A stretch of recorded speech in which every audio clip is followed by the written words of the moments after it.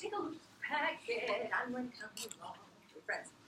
Everyone, if you have your packet, great. If not, maybe follow along with a friend. But what this introduction or the informative speech description, we're going to go over that today. It's going to give you what you are going to need in your informative speech. But we are going to be going over every single one of these things as a lecture and a discussion and workshops, and all of that material is back here. So like I said, please remember to bring this to class as much as you can. Let's look it over. So the speech of information is designed to allow your audience to gain more knowledge about a topic that they already know about, or maybe to learn about a topic that they don't have any information about. But your speech should seek to teach your audience something mature and worthwhile. Each of us has already gone through that topic approval. We know that our topic is mature. It is, in fact, a worthy cause to talk about because your class is still going to be, it's going to be it's going to be interesting to them, and it's going to be relevant to them. Please, like it says here, be audience-centered when choosing the topics and always when writing. So what does it mean to be audience-centered? Remember, keeping the audience at the foremost of our mind throughout all parts of your writing process. That means from today, when we start to create our specific purposes and topics and are writing our thesis statement, keeping your audience in mind is going to be key. Because especially since they are whom you are speaking to for this speech in particular. So let's then move over here. In this assignment, you are expected to follow a particular pattern of organization for your chosen topic. The good news is that's what we're going to go over today. This idea of chronological, spatial, and topical. So if you don't know what that is, we're getting to it. Particular emphasis is going to be placed on choosing a variety of supporting materials. So that variety of supporting materials is what we're going to be going over next Thursday. We'll be talking about supporting materials in class, and we'll be talking about these things called examples, statistics, testimony, how to use them effectively, when to use them, how to deliver them effectively.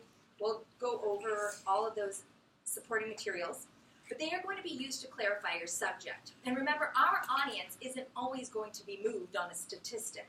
So keeping that in mind, how do we start to supplement maybe supporting materials with other things like a testimony or perchance an interview answer so that your audience can come to understand what you are speaking about?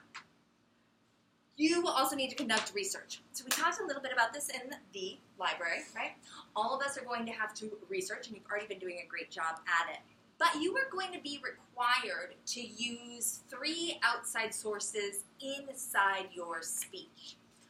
I, however, digress, because let's go back up to the research. When I say find out what is new, what is exciting, what is novel about your topic, this is going to be key for your audience. For example, how many of you have ever heard a message to not smoke cigarettes? Yes. Did you just hear it once in your life? You've heard it a gajillion times. Do you think that there's a person who has not heard that they shouldn't smoke?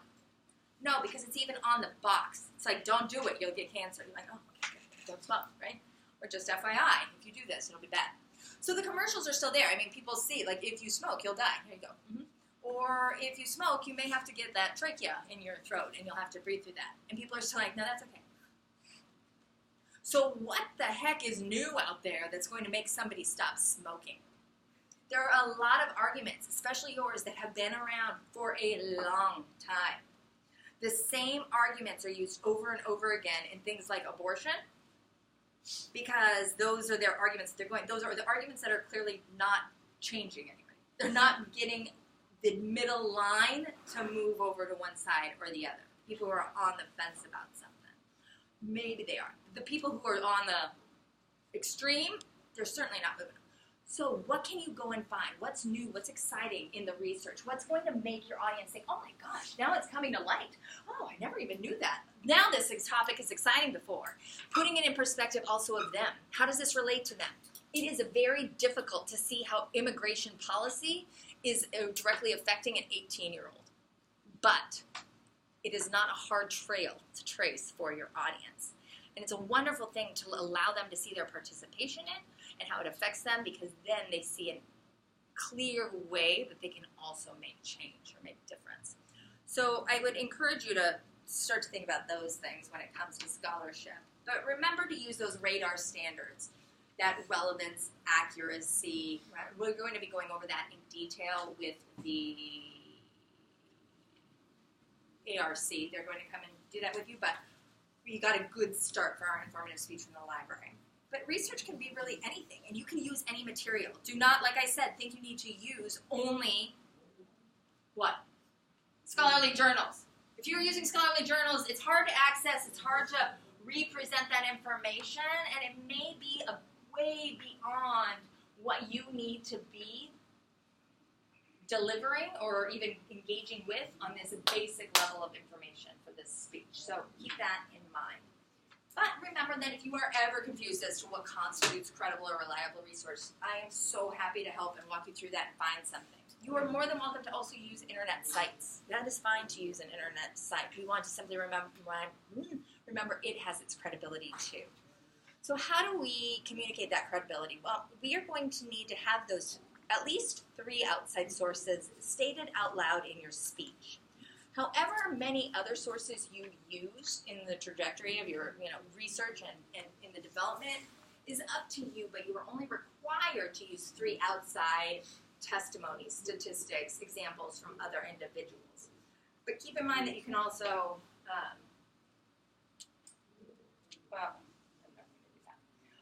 you are going to have those 3 outside sources, and they were going to be expressed out in a speech, and we're going to talk about that. But we'll also talk about how to write it parenthetically inside your outline and make sure that those are correct. Where is that one, right? And then we're also going to talk about your works cited page, so how to create that works cited page. And again, if you are doing APA, you are more than welcome to use a references page and include all of them. But again, it is a 5 to 7 minute speech. And although I would love you to use 25 resources, you're going to be giving an entire speech that is going to simply be you giving a lot of quotations if we had to do something like that, okay? So you may use those to inform your knowledge, but you don't have to state any direct quotes or statistics out loud, only those 3. All right, you are also expected to follow the basic principles of good delivery. Y'all, this good delivery is now a lot on your plate. One of the most important things that we can do is start to practice that delivery in advance. While you're writing your speech, start to practice how you would say it. Remember, how you say things is how you're going to say it. How would you naturally talk? How would you tell a friend that information? When we can get our way of speaking into our work, it is going to make it so much easier to simply speak to us and work on those parts of delivery with expression, with our hands, face, body, etc. We want to make sure that we are practicing out loud, and like always, I am here to walk you through those practices if you need. The other thing that you're required to have is a visual aid. We will go over visual aids with supporting materials. There is ways to use visual aids in a classroom. Also, how am I going to use the technology when it never works?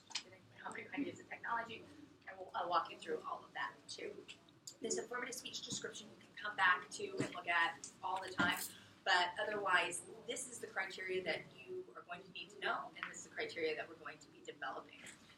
On the back page here is a checklist of everything that you need for this speech. Then you have a rubric, so you know exactly what you're graded on and the point worth. And I'm going to have you turn to page 15 because that's what we're going to be getting to today as we develop our informative speech thesis. So as of now, how many of you, any questions about what we just went over in the prompt? Everything is clear or is making sense a little bit? Okay, fantastic. This is what I want to start then doing, is we are going to start working on, turn this just a bit.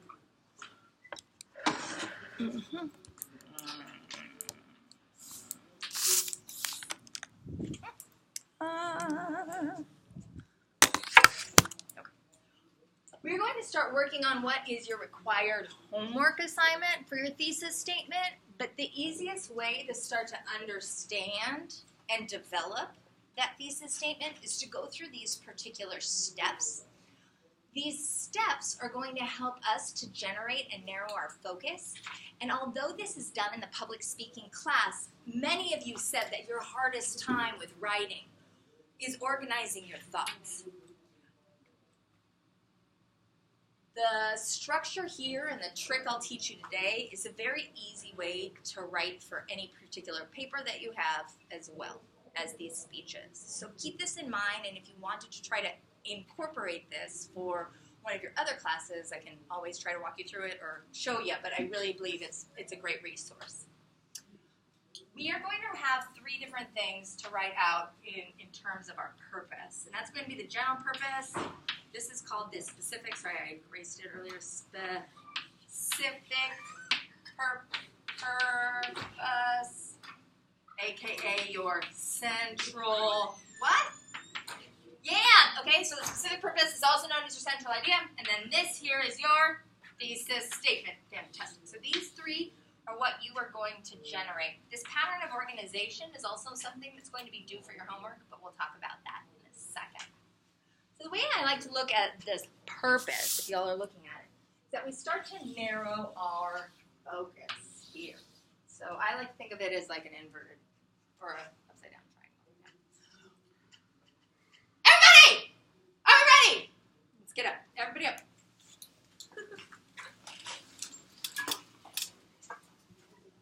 And let's go ahead and we're walking in place. Everybody's walking. You walking? Okay, now you're high up with your arms. And now you're low down. And now you're high up. Woohoo! And now we're low down. Now we're marching in. Okay. And now we're smiling. Are you smiling? Smile! And if anything, you're at least laughing at me. And now we're frowning. All right, now we're sitting down. Ready? And now, take this paper or take a pen out. It doesn't matter where it is. You're not turning this in. You're not doing anything. You know how to make a slash? 1, 2, 3, 4, 5. Okay? Over the next 30 seconds, each of you are going to go ahead and make as many slashes on your paper as you can. It doesn't matter what paper. It doesn't matter. You can write it right there on the introduction speech description. It'll be A-OK. Ready? And go.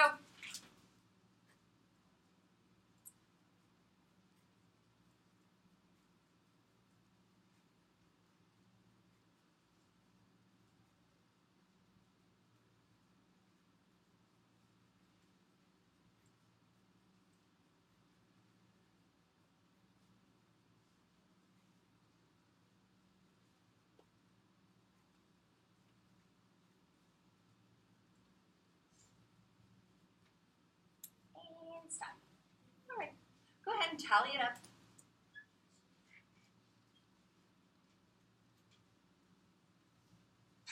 How many by show of hands were able to get 60? 70? 80? 90? Woo! 110? 120? 130? 140? 150? Ah, okay, interesting. 150. Whatever your number is, I want you to beat it by 10 this time. Are you ready? Go.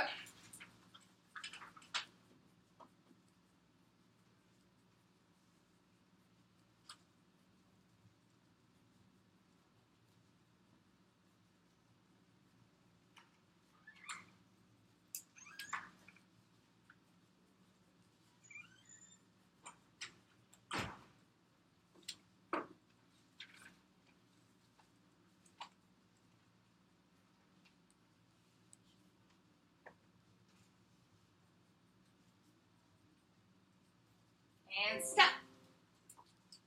All right, recount them up, everybody.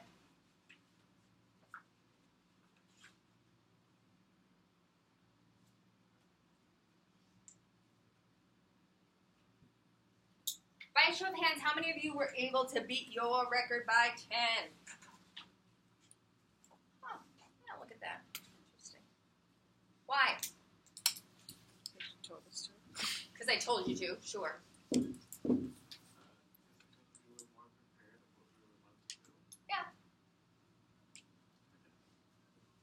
One of the reasons, yeah. You knew what to do now. You were expecting it. Probably your startup was quicker. All this is called is a wake-up call. It's a strategy to help individuals get their brain back to thinking. because you're falling asleep in my class, I know it's not so exciting, but if you do not get this today, you will be lost. So let us all try to engage and just ask me as many questions as you can, and we'll sit through it. But know that you can always do this. Isn't that funny? Just when you put your mind to it, you're like, oh yeah, I can focus and concentrate again. Hold on, I just need to get into it and get something exciting that's going for me. So pretend like, if you get this today, then you get to earn $70,000. Stakes. Ready? Just kidding. Go. But you can do this with anything. Start off your day like that. It really helps to get your brain going in the morning even. Little linguistic tricks. Okay, team. So if we think about this, every single speech that you have in the world, forever, not only in this class, but also every speech that you hear in the world around you is going to fall into one of three particular categories. These are the general purpose. It is the most broad reason that anybody is speaking or that we have a purpose to do. So what is our most broad purpose? Well, it's good to get this in our mind because we have to know where we're going. We're going to that one there. The first general purpose that you can put a speech in is a persuasive, to persuade. Right? That's a general purpose. So your speeches are either going to fall to persuade, they're going to be to entertain. That's where you can find comedy acts or roasts. Those are types of entertainment speeches. And then the other type of speech is to do what, everybody? Inform! Because we did the persuade. So it's to inform. It is the most broad purpose. We are going to write the words up here. To, oh my goodness, Amanda, inform. Wait, Amanda, what else do I have to write there? Everyone, you're going to email me and you're going to be like, I don't get it. What do I have to write again? It's because it's so easy. Write 2 words. Ready? To inform. I'm just right there because it's going to be based upon that. So your general purpose. Everybody? Absolutely. It is important to keep the word inform in line because this is not a persuasive speech. But your topics tend to lean to this idea of what? Persuasion. Because they are so controversial, because they are continually being discussed, because they do have multiple views. Persuasion seeps into informative speaking all the time. There is very rarely after, elementary or high school, were you writing even informative papers? When was the last time you gave a book report? Legitimately, here's what happened in the book. Really, we haven't done that in a long time. Maybe in your classes, you're like, okay, well, here's a theory, and I'm going to tell my class about that. But you all have been very used to writing argumentative papers, probably since the beginning of high school. And so to take that step back and remember that this is simply informational speaking, you need to get your audience up on what's going on before we start to treat that issue with any kind of opinion or urge to take action. So we come up with our specific purpose. We're going to narrow a bit more, and specifically, now what do I want to inform my audience about?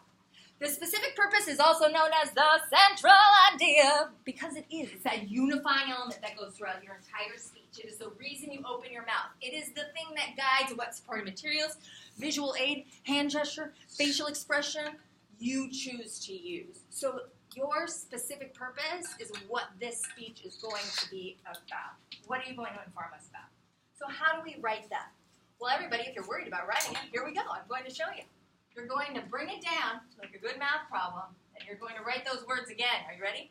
To get crazy about it. Inform. Now, the next part here is to designate what we like to call your audience. In this, sorry, I didn't realize that those things are on.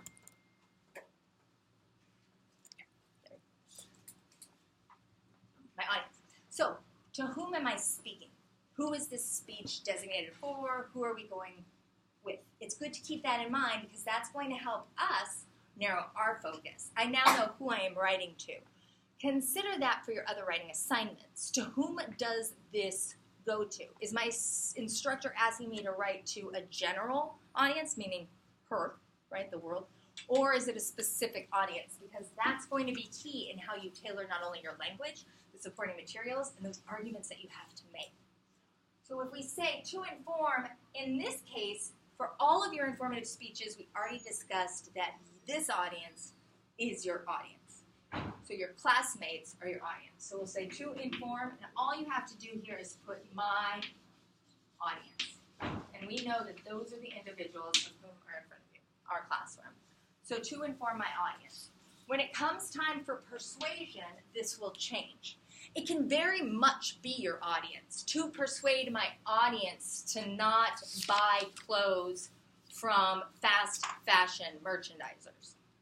Now you're the agent. You have the ability to not make that investment in the oppression anymore. But to persuade fast fashion companies to stop using synthetic materials that harm water resources. Now who is my audience? It is not you. You cannot make that change.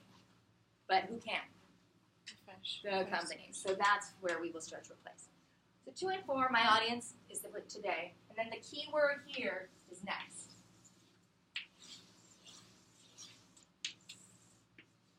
What do we think is going to come here next? Lots of people like to use this word. Why is it not going to help you write an informative thesis?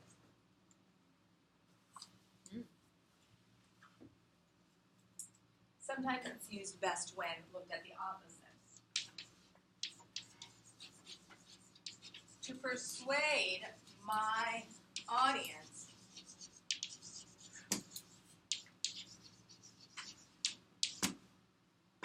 why is it?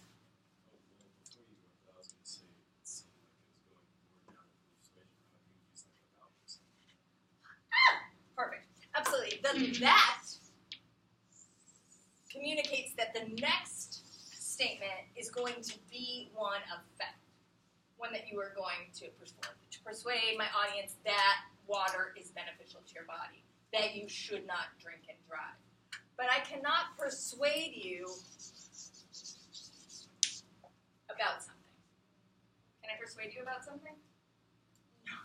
Persuade you to do something, persuade you that something is true, that something isn't true, but alas, we need to use the word about, and that is a real easy way to just make sure that you are on the right track. So to inform my audience about, now here we go, everybody. What? This is your narrowed focus. Here is our topic that we've gotten to, and we've started to write these research questions, and we've started to get an idea is that, okay, what specifically do I want to inform my audience about this particular topic? What do I want to say? We spoke. I'm so sorry, Preston. It's your foot. Hon, oh my gosh, I am so sorry. Are you okay? Okay, you put it right back on there. I won't move it again, I promise. Without asking. It's scary. I want you to play soccer again. All right. To inform my audience about, now how do we narrow this? Remember, I talked to you all about this little thing called the research question. You remember that? Yeah. Okay, good. And so each of us started to develop these research questions. And I said earlier, and hopefully you remember, that your research question should be able to generate your thesis. So how does that work?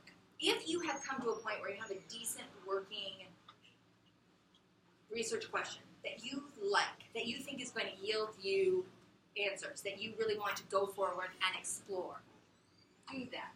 But let's just say, how does, I think one that we don't have in the class. Bullying? What? Bullying? Great, how does online bullying, thank you.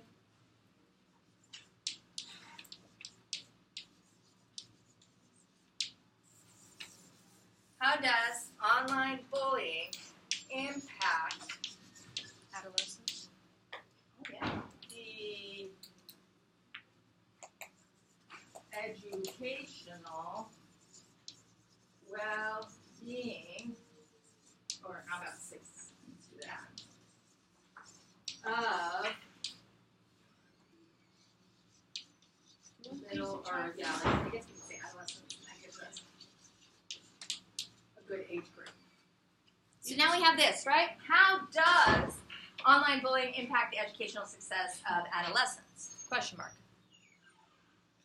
How do I turn this into my specific purpose? If I like this one, well, I simply take the question out. And I say,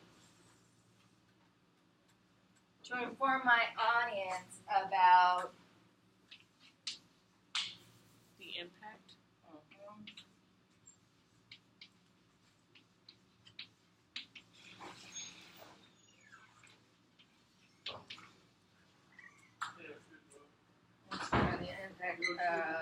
Impact, or I can also take this out. To inform my audience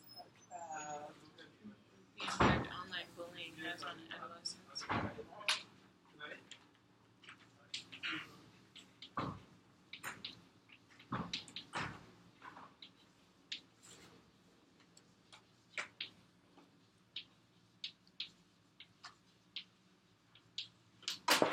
And now we have written our specific purpose. We have now written our, for you to get to know me better, to inform you about me, to inform my audience about the impact online bullying has on adolescents. Does this make sense to us all? Now let's look at some of these words and make sure that they are concrete. Over here I use the word success. Do you recall talking about that in the library? That success oftentimes is very what? Vague. It's vague. People have different markers of success, right? If we were going to talk about like financial success, what does that mean? If it talks about success within your own workplace, what does that mean? So success, although fine to use, if you were going to use something like this, I would specify financial, well-being or financial success if you wanted to. But also, note that that kind of qualification can come in your introduction of this speech, whereby, I'm going to be talking about success, and that is measured for this as blah, blah, blah. But it's simply giving us some of those operational definitions that we want to start to look at. The other thing that I wanted you to look at is we have this idea here of adolescence. So, when we start to talk about adolescence, what age group is that? Make sure that your audience knows. And it's good that you said adolescence, because lots of people are just like, elementary school. And you're like, okay, well, is that doing anything? No, but online presence, that's who's probably participating in it and everything. So adolescence, what is that age group? What does it run to? Why is it important to look at it? Those could be qualifying factors at the beginning. If you were looking at something that does have an intersectional function to it, a la, right? So we were talking about like people having multiple identities. If I'm going to be speaking about lower class women, low income women, right? If I'm going to be talking about low income women, a real important area here is to note that there is going to be a correlation, factually, that those individuals will also more than likely be of color or be trans. Because that is women in general, sure, but if it is a woman of color, if it is a trans woman, if it is like something else, mostly we are getting those three combinations together. So if you're talking about low-income women in your thesis statement, but in your speech, you also, it's like, oh gosh, well, it's low-income women, but it's also like black women, and it's like Latina women, and like the whole thing, you're like, okay, then you can just put women, and look at it from that perspective for now, and then if you wanted to go in for your persuasion and like narrow that down, or person specific, when you get to your introduction, you can clarify to who you're speaking about. Does that make sense? Please do that. Okay. How many do you think you could get to the specific purpose? Have any of you written many of you have written your research questions. You have these research questions.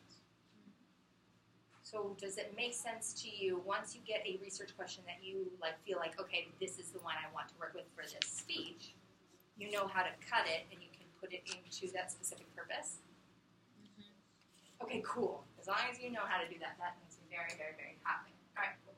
The next thing that we want to look at is this idea of your thesis.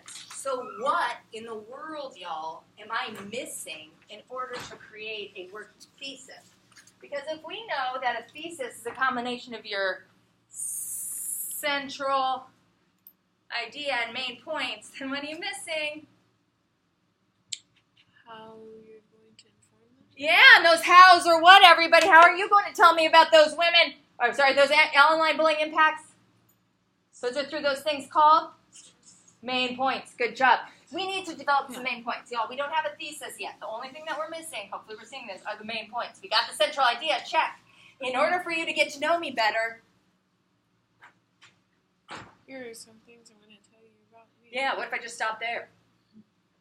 No, we can't. We need to tell us what we're going to preview. So what are those things that we're going to talk about? Well, main point organization is one of the big things that I hope that all of you got from your riveting reading. Main point organization is the key for the body of our speech to be organized, but it is also the key for your audience to understand what in the world you're talking about. So if we look here on your informative speaking, select your topic and organizing. Topics for informative speeches can file into 5 different categories. Depending upon the category that your speech falls into, it will determine how you organize your main points. That's going to be for every single speech that we give. Depending upon your specific purpose, the central idea, it's going to determine how we organize our main points. So what type of speech do we have here? That will inform us as to how we go forward with our organizational patterns. Why? Because I'd like to make you jump through hoops. No! Because research has been done for years and years and years and years and years. Psychology, communication coming together. How are audiences going to understand what you're talking about? How do people best understand concepts or speeches about people? How do they best comprehend information that is persuasive? So every single vehicle that is giving you messages has the same patterns of organizations. Your textbook have the same patterns of organization. Your movies that you watch, the the lectures that you hear, the websites that you visit are structured in the same way. It is all there because they know how your brain works and they don't want to make you work too hard. If you have to work too hard and you have to search for things, how far do you get? I mean, I sent a student a website in my other class, and I said, so go ahead and explore this website. I think it's going to give you some good options. And so then she came on Tuesday and she sat there and she goes, well, where am I supposed to look? And I said, I don't know, explore it for ideas. I was like, maybe under here, under what's going on. He's like, oh my goodness. Stay with that next time. You got this, right? Okay. So when we start to think, what do we want to look at? I want to make sure that your audience is following along and is able to keep on track. And we want to make sure that they are clear in what you were talking about, but also that your goal is getting met. You know what you want the audience to hear. So let's figure out a way to make that happen and put it together in a way that works for you. That's really what I'm trying to talk about. We're going to go around. How many of you have not been to Disneyland in this class? Has anybody not been? Okay, you two have not been. Okay, don't worry. You can still part. Have you heard of this place, Disneyland? Have you been to Disney World? Yeah. Or anything? Or Disney? Okay. Yeah. All right, so we'll just go with that so that we participate. Maybe the magic thing down. We're going to mention the first thing that comes to your mind about Disneyland. Go. What? Tarzan. Oh, okay. I think that's California version. Oh. Let's go back to Disney. I love that. Great. Good job. Okay, what else? Sully! First thing, go. Pirates. Good. Star Wars. Ah, fun. Space Mountain. Oh, yes. Space Mountain. Hyper Space Mountain now. That's it's small.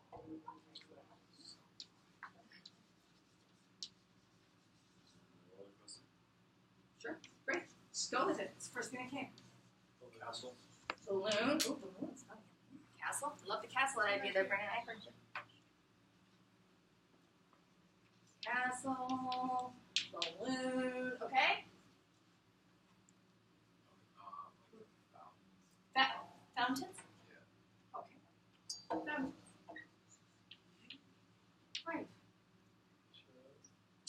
I love a good churro. Right? Ooh, that's fun. Right? Also. Well, I guess we could do like pizza. There's that one Toy Story about it. Oh yeah, Buzz Lightyear. We can Oh, totally Buzz do that. Lightyear. Let's Buzz Lightyear for you. There you go. We just took it over for you. The ice cream that's shaped like. Ice cream. Okay, and last there. Let's go on, Preston. The Dumbo. Sure. Okay, Dumbo. Princesses. Ooh, princesses. All right.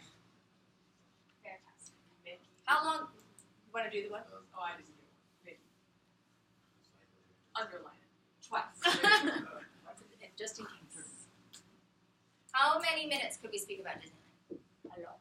If I start and I'm like, so first I'm going to tell you about Disneyland by talking about Mickey, then I'm going to talk about Dumbo, then I'm going to talk about some princesses. Finally, then I'm going to tell you about the castle. I'm going to talk to you about the balloons you can get.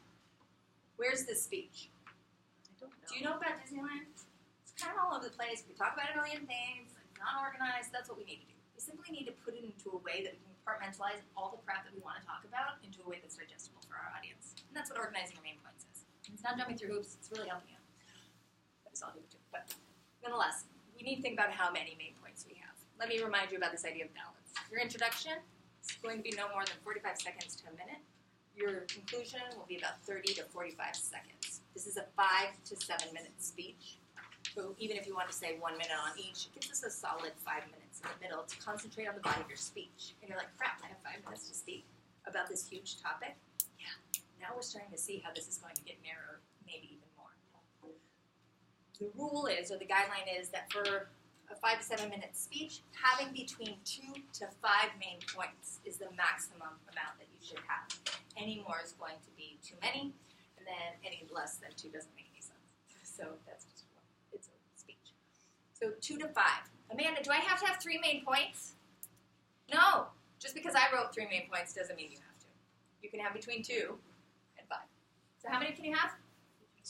Good job, y'all. What do you have to write for your general purpose? What am I going to put there, Amanda? I don't know. To inform. But what else? That's it! Good job. Okay, here we go. Now, knowing that we have 2 to 5 main points, what are we going to do? Well, y'all, there are 3 different types or ways to organize informative speeches. Your text gave you 2 additional, and you may have seen it: cause and effect, problem solution.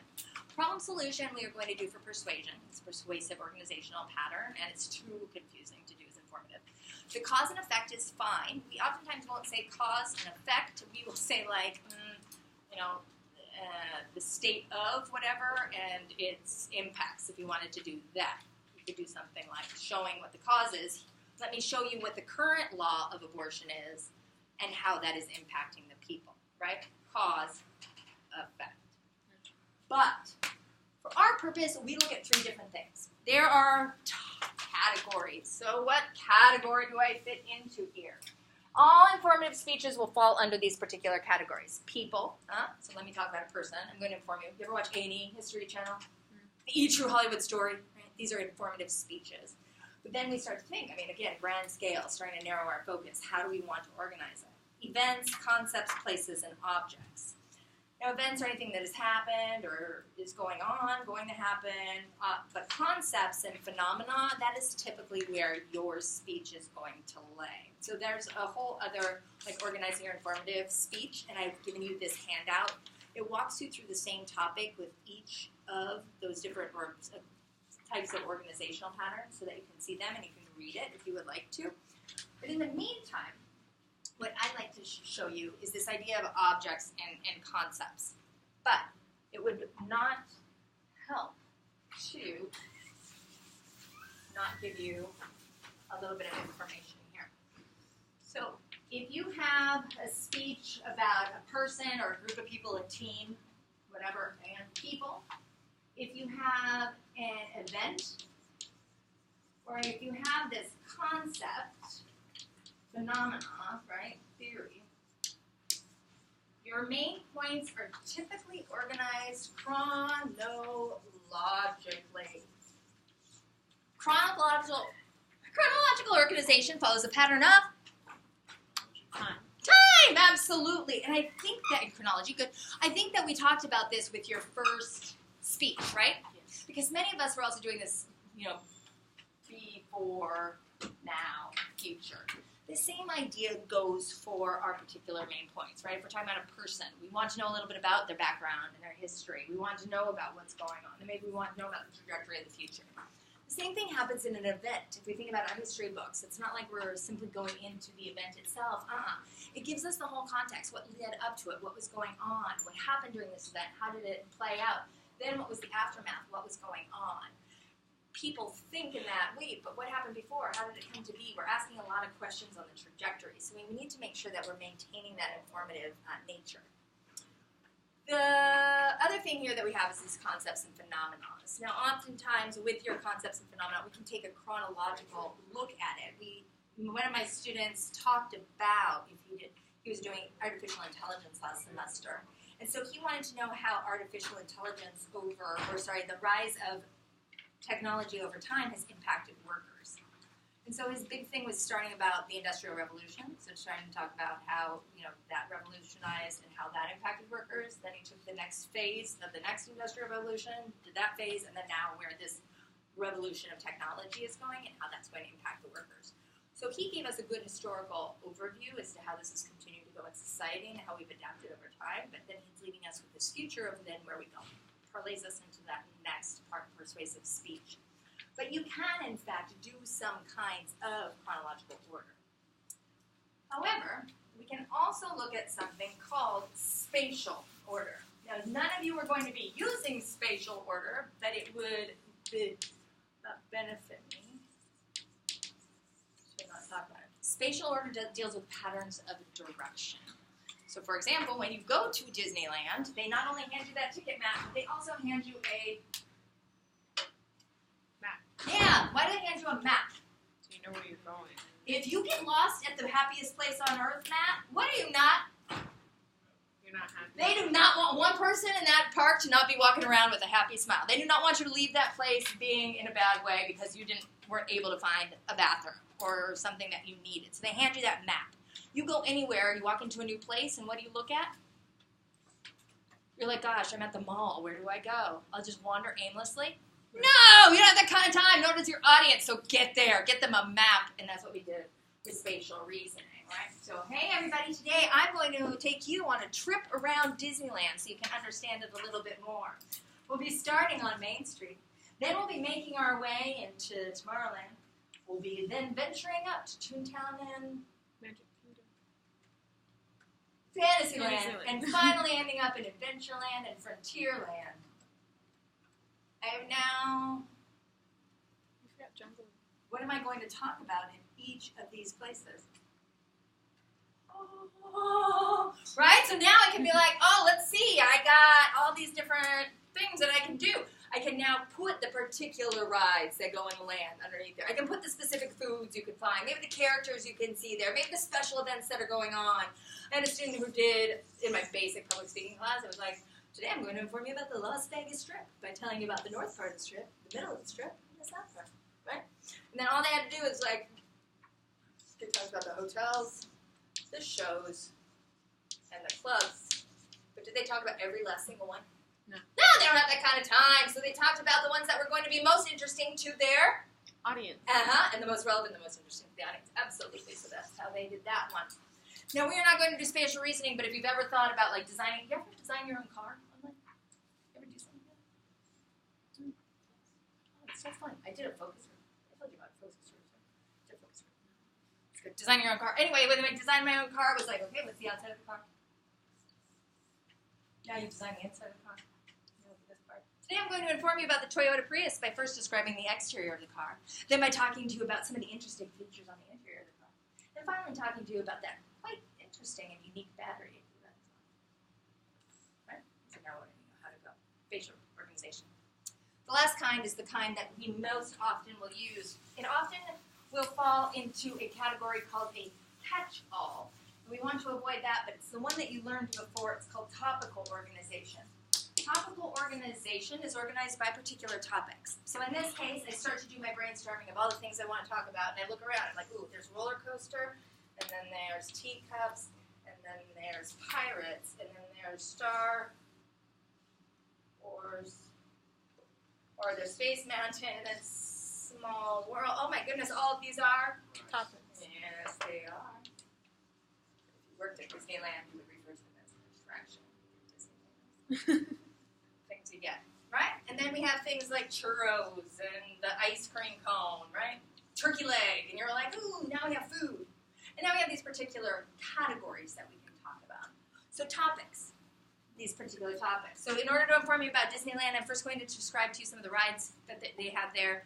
I'll talk to you about some of the special events that they have, and finally I'll talk to you about the food that you can enjoy. I'm still going to get an understanding of Disneyland. It's simply going to be organized topically. So now how are you going to come up with your main points? Well, you have that research question. What's the answer? We all know that we are not going to organize spatial, so you're either going to be doing chronologically or topically. In this case, what is going to be the answer to inform my audience about the impact online bullying has on adolescents? I will talk to you about the impact on their education and on their mental health. Maybe those are the things I found. And now I have two, and that's my topical order. So how do I write that thesis? We bring it down, y'all, to what? Again, just rewriting it. Inform my audience about the impact online bullying has on adolescents. I will discuss the impact on education and mental health. The central idea should be the exact same on both the specific purpose central idea here and here. So make sure that that writing is the same. Just copy, paste, throw in your main points. Your main points may need to be adapted and adjusted over time. You may start to realize, I have way too much for a 5 to 7 minute speech. So in that case, you can start to narrow that in more. And if it takes it that we have to narrow even our particular thesis, then we have to do so. But as you start to go through and as we work forward, it may adjust and it may not. Ideally, I want you, after Tuesday evening, when this assignment is due, to feel solid and solidified as to where you're at. And if anything, at this point, we simply shouldn't have to worry. The only thing you should really have to worry about is dropping maybe one of those main points or so, or adding one in if we need time. On the line of pattern of organization, all you are going to write is topical, spatial, or chronological. On Tuesday and Wednesday of next week, we will be meeting in conferences. Hopefully each of you have signed up for a conference at this point. There is a required worksheet for you to bring in addition to your research exploration worksheets, right? So you're going to bring those research exploration worksheets, you'll bring this worksheet with you, and then any questions, ideas, outstanding things that you want to talk about. If you want to work out anything, of course, before our conferences, I'm so happy to do so. If you are confused on anything today, you say, Amanda, I am so confused, and you know what I need? More help before I write this, or before I even work on it. But over the course of the weekend, I encourage you to continue to move forward, to look at what was going on with, what do I have here? To continue to explore what's going on with your topic, to go back to that research exploration worksheet, ensure that you have whatever you need. Everybody have? Oh, this one. Perfect. Yay. Go back to that research exploration worksheet, keep working on it, keep generating ideas. But other than that, any other questions for me today about this work? Yeah. So some of the conferences I saw are on Tuesday, right? Like during our class time? We do not have class Tuesday. We don't have class on conferences. So you enjoy that Tuesday. You will come individually, because I can't teach a class and do conference instead of Yeah, I was confused by that too. Well, good. I'm glad that we clarified that. Sorry I didn't tell your class that. We don't have class Tuesday.